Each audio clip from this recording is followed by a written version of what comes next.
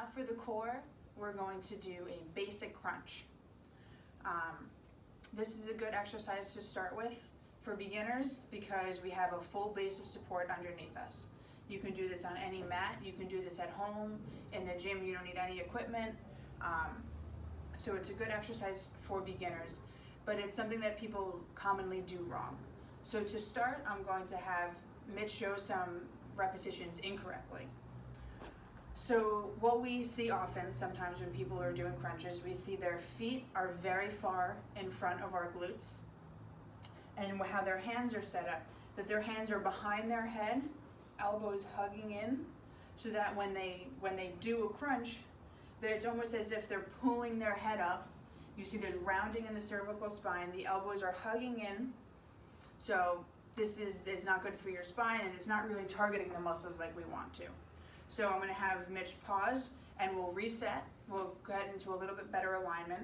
So I'll have him walk his feet back so they're fairly close to his glutes. Not making any 90-degree angles, but his knees are pointed up, they're fairly pointed back.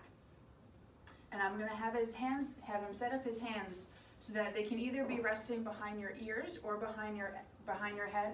We just want to make sure that the elbows stay wide.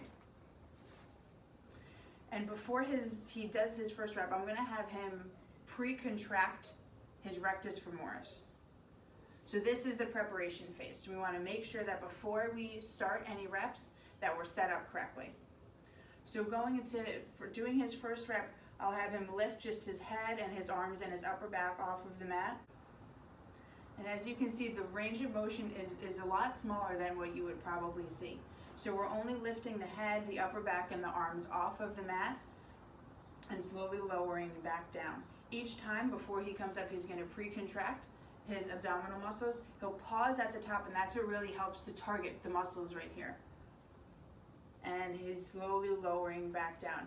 The way we can grade this exercise is to make sure that all of these things are maintained. So the crown of his head is reaching towards the back of the room. His gaze is always pointed up at the ceiling. So he's not pulling his head up to look at his gaze in front of him, and his elbows are staying wide the whole time.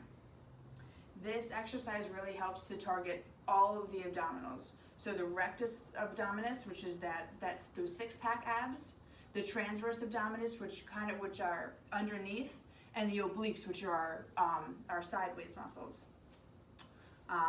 This is a good exercise to have in the beginning of any client's exercise, but we want to make sure that we're doing it correctly. If any of your clients have any low back pain, they shouldn't have any issues with this exercise, but if anyone does have pain, they should stop immediately. There are plenty of other exercises that you can do that may not hurt them. After your client masters this, gets an A, as Mitch just demonstrated, you can move on to more advanced versions of the crunch. So you can come next to a wall, you can have your feet on the wall so your legs are creating a 90-degree angle. You can have your legs extended up towards the ceiling. You could take away the stable base on the floor so you can lay on a stability ball, so that's really going to use a lot more of the core engagement. So for any of your clients who have poor posture, if they have decreased range of motion in their shoulders, if they have forward head protrusion, you're going to want to pay special attention to them. So for someone who doesn't have full range of motion in their shoulders, they might not be able to get their elbows fully extended. So it might appear that they're not starting the exercise correctly, but you just have to kind of meet your clients where they are and work with them.